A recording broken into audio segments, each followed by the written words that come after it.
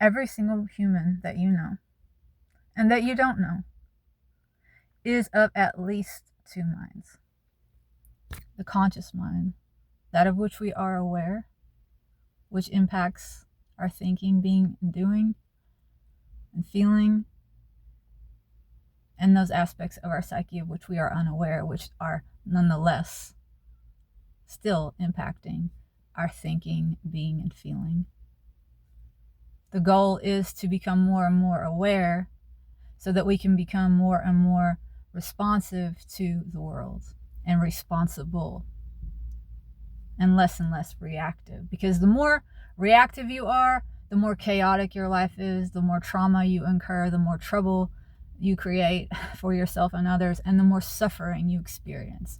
The more aware you become, the more responsive you become to your environment, the less you suffer, and the more you're able to act in ways that are conducive to and supportive of life and love. This is why people want to wake up. This is the benefit of waking up.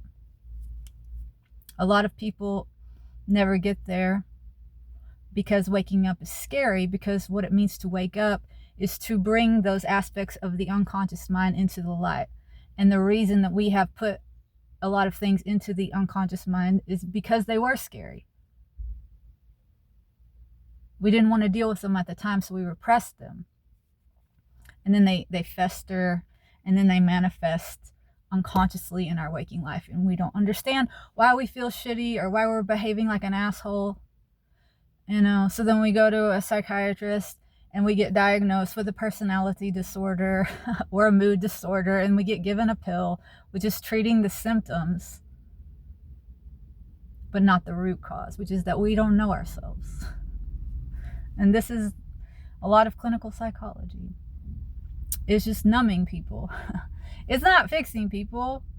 It's actually just putting them further to sleep so they can cram more things down into their unconscious mind, which will then manifest unconsciously in the waking world and confound them further. We've been doing a lot of that as humans.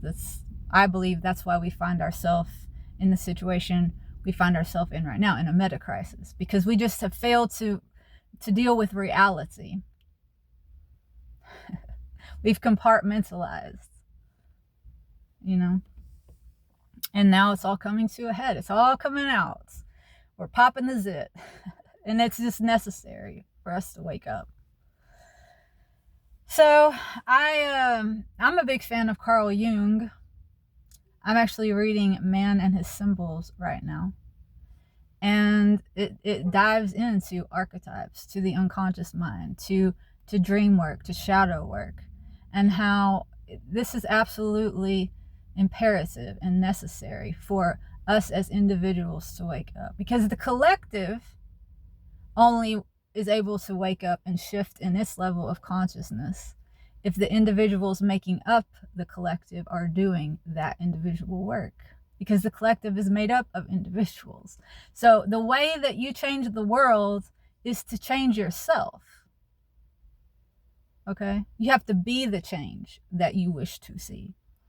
We have to take responsibility for the fact that the world around us is a manifestation in some part of us.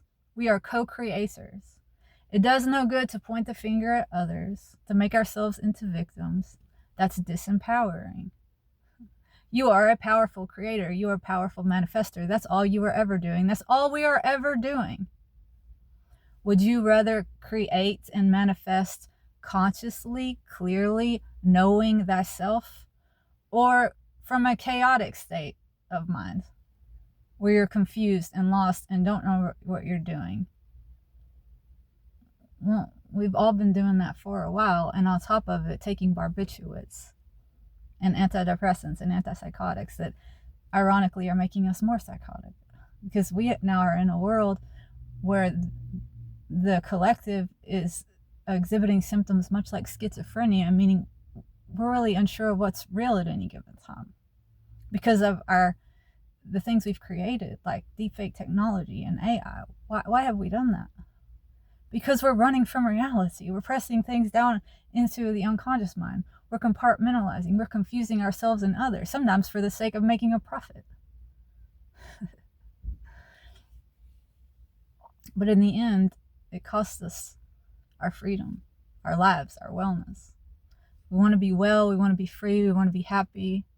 It requires us to do the work of diving inward, getting to know what's in the unconscious mind, shining light on the shadows,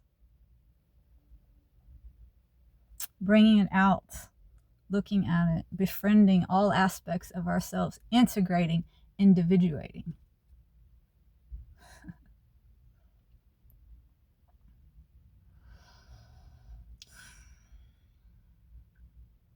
So I wish for us all the courage and the hearts to do that work, to go inward, to discover, to love ourselves, to love each other, to support one another in that endeavor. Not be so hard on ourselves and others, not judge others. Realize we're all doing the best that we can at any given time with the information about ourselves that's available to us. A lot of us have suffered traumas, and I mean, you really can't blame a person for shutting down or compartmentalizing if they're just trying to stay alive and survive in that moment. That's why we do that. That's why we have, as a species, developed this way of dissociating or splitting off in our psyche. It's to keep us alive. So it's a survival mechanism. So it served us up to this point to get us here where we are, but now we've become aware of it. And now that we're aware of it, we can interface with it, you know? We can say, oh, I am split up a little bit. Oh, that's no longer serving me. It's causing me to act in ways that aren't conducive to my overall wellness and happiness, or that of humanity's overall wellness and happiness, and the planet's overall health and wellness and happiness. Like, we're becoming more aware, and that's a wonderful, beautiful thing. And it's also scary. But it's always darkest before the dawn. You got to go into the darkness of the unconscious to bring it out into the light, to expose it. You can do it. We can do it.